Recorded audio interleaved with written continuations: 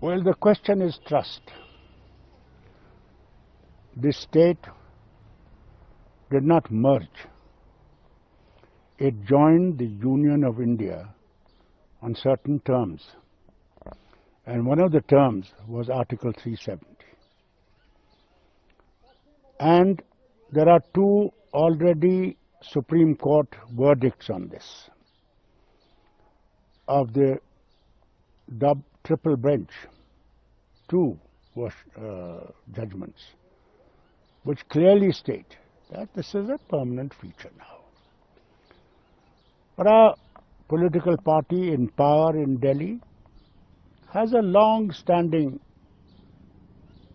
political statement of their party, not of the nation, of the party, that they will abrogate it, and they did this against the wishes of the people of the state.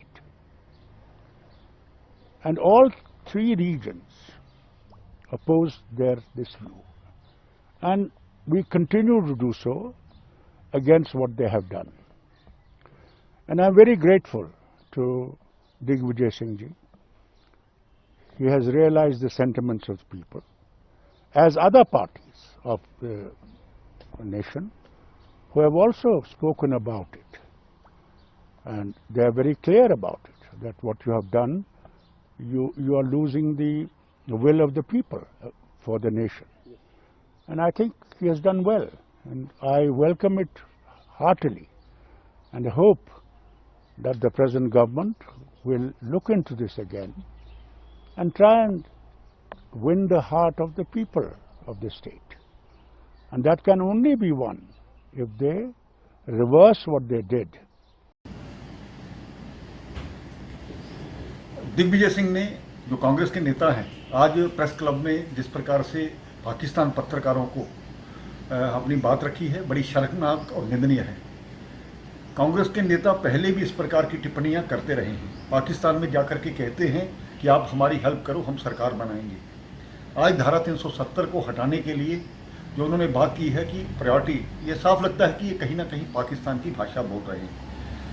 इससे पहले भी चाहे Pulwama attack हो, surgical strike हो, ये हमेशा इस प्रकार की बातें करते हैं और पाकिस्तान जो भाषा बोलता है वही भाषा इनकी होती है। और आज पाकिस्तान में जो चैनल्स पर डिस्कशंस रहती हैं उसमें ये कहा जाता है मोदी के साथ सभी लोग नहीं हैं, कांग्रेस खिलाफ है, हमारा साथ देगी, इसके अलावा लेफ्टिस्ट हैं वो साथ देंगे, तो और भी कई लीडर्स के नाम लिए जाते हैं। सभी के संदर्भ में मुझे ये कहना है, कांग्रेस पहले ही हाशिए पर है। लोगों ने जो कांग्रेस मुक्त भारत का सपना देखा था वो पूरा हो रहा है। मुझे लगता है नहीं कि कुछ देर बाद जो इनकी अपनी नालायकियों के कारण से ये लोग खुद ब खुद खत्म हो जाए। देखिए, आज जो दिग्विजय सिंह जी ने बयान दिए है उसमें सच्चाई। पिछले 2 सालों में जम्मू कश्मीर को जिस तरीके से भाजपा सरकार ने बर्बाद किया और दावा किया था कि जम्मू कश्मीर के लोग अब खुशहाली देखेंगे, 2 सालों से जो वादे किए गए, चाहे रोजगार की बात हो, चाहे पैकेज की बात हो, चाहे नौकरियों की बात हो, 2 सालों में कुछ भी नहीं मिला। और जो दावे आर्टिकल 370 हटने के बाद किए गए कि आतंकवाद जम्मू कश्मीर से खत्म होगा, हाल ही में आपने देखा कि एक कश्मीरी पंडित पॉलिटिकल एक्टिविस्ट को मारा गया। पिछले 2 सालों से मिलिटेंसी जिस तरीके से बढ़ी है वो आप सबके सामने है। एक तरफ सीमाओं पे हमारे सैनिक शहीद हो रहे हैं, दूसरी तरफ LAC जहां चाइना अभी भी गलवान में कब्जा बनाए बैठा है, पीछे हटने का नाम नहीं ले रहा। जब हम सवाल सरकार से करते हैं हमें देशद्रोही कहा जाता है, लेकिन ये वही सरकार है जो पिछले चुनावों में, बंगाल के चुनाव में, आसाम के चुनाव में पाकिस्तान का नाम लेने से डरती। और यही सरकार back channel secret talks Pakistan से पिछले 3-4 महीने से कर रही।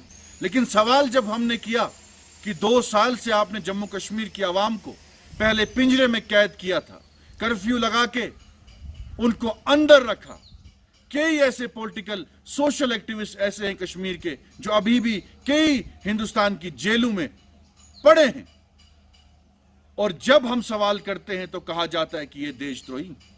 भाजपा सरकार ने पूरे देश को बेवकूफ बनाया, और आज कोविड में पूरे देश में जो हालात हैं, जो कोविड की डेथ रेट है वर्ल्ड में सबसे हाई। और जिस तरीके से लाशें यूपी में जहां भाजपा का राज है पानी में तैरती हुई नजर आई, अगर विदेशी मुल्कों ने हमें साथ नहीं दिया होता, ऑक्सीजन की मदद नहीं की होती, उन्हीं मुसलमान मुल्कों ने आज मदद की जिन मुसलमान मुल्कों को गालियां दी जाती थी, हिंदुस्तान के मुसलमानों को लिंचिंग की जाती थी, आज वही लोग सामने आए हैं। लेकिन भाजपा पे जब भी सवाल करो तो वो कभी आपको पाकिस्तानी एजेंट कहती है, कभी चाइनीज एजेंट कहती है। लेकिन ये कब तक चलेगा? जम्मू कश्मीर की आवाम बर्बाद हो चुकी है, परेशान है, न नौकरियां हैं न रोजगार है। एक बच्चे ने आत्महत्या की क्योंकि उसके फादर को 2 साल से सैलरी नहीं मिल रही थी। कि अगर मोदी जी हट जाते हैं सत्ता से तो जो कश्मीर पॉलिसी होगी उसके अंतर्गत कांग्रेस की जो सरकार आएगी वो आर्टिकल 370 को फिर से रिवोक कर देगी, अर्थात आर्टिकल 370 को 370 को जम्मू कश्मीर में पुनः स्थापित करेगी। आप सोचिए जरा, ये 2 चीजें दर्शाता है। एक तो कांग्रेस का पाकिस्तान के साथ सांठगांठ, कांग्रेस का पाकिस्तान के साथ खड़ा होना, दोनों के विचार एक जैसे हैं, कांग्रेस और पाकिस्तान के विचार एक जैसे। और दूसरा, आज कश्मीर में जिस प्रकार की शांति का वातावरण है, वहां जिस प्रकार से महिलाओं के अधिकार को लेकर कश्मीर आगे बढ़ा है, बच्चों की शिक्षा का अधिकार आगे बढ़ा है, ऐसे कई 100 हिंदुस्तान के लॉ है, कानून है जो हिंदुस्तान में लागू होते थे और जम्मू कश्मीर में लागू नहीं होते थे, आज वो वहां लागू हो रहे हैं, वहां के लोगों का जीवन सुचारू रूप से आगे बढ़ रहा है। उसके खिलाफ भी कांग्रेस एक वातावरण तैयार करना चाहती है। बंधुगण, एक पैटर्न है, आप अगर डॉट्स को ज्वाइन करेंगे तो आप देखेंगे आज जो दिग्विजय सिंह जी ने कहा है, मुझे तो पूरा शक है कि ये पूरा का पूरा स्टेज मैनेज था। उस पत्रकार को दिग्विजय सिंह या कांग्रेस पार्टी के किसी बड़े नेता ने ही कहा होगा कि ये सवाल आप पूछना। ऐसा नहीं है कि उसने कोई रैंडम सवाल पूछ लिया, ये सब स्टेज मैनेज्ड होता है, ये टूल किट का हिस्सा है। कहा गया होगा ये सवाल पूछना और उसके बाद बताया गया होगा, क्योंकि एक बहुत बड़ा पैटर्न है। मैं एक एक करके वो पैटर्न आपको गिनाता हूं। आर्टिकल 370 पे डिस्कस कर रहे हैं मित्रों, आपको याद होगा, और मैं तो चैनलों से ये रिक्वेस्ट करूंगा, आप चतुर्थ स्तंभ हैं, आप उस बाइट को जरूर दिखाइएगा जब पार्लियामेंट में आदरणीय गृह मंत्री अमित शाह जी खड़े होकर आर्टिकल 370 के विषय में अपना वक्तव्य आरंभ ही करने वाले थे। तभी जो लीडर ऑफ ऑपोजिशन है कांग्रेस पार्टी की ओर से अधीर रंजन चौधरी, वो तुरंत खड़े हो जाते हैं, तत्क्षणात खड़े हो जाते हैं और खड़े होकर कहते हैं नहीं नहीं नहीं नहीं, ये चर्चा हम कैसे कर सकते हैं, ये तो बायलैटरल इशू है, ये आर्टिकल 370 तो द्विपक्षीय इशू है, इसमें भारत कैसे अपने आप डिस्कशन कर सकती है बिना पाकिस्तान के कंसेंट के। तो ये तो हिंदुस्तान के पार्लियामेंट के पटल पे किस प्रकार से कांग्रेस पार्टी का पर्दाफाश हुआ था, ये पूरे हिंदुस्तान ने देखा था। और तो और अधीर रंजन चौधरी जी के पीछे स्वयं श्रीमती सोनिया गांधी जी मौजूद थी, और ये सब कुछ सोनिया गांधी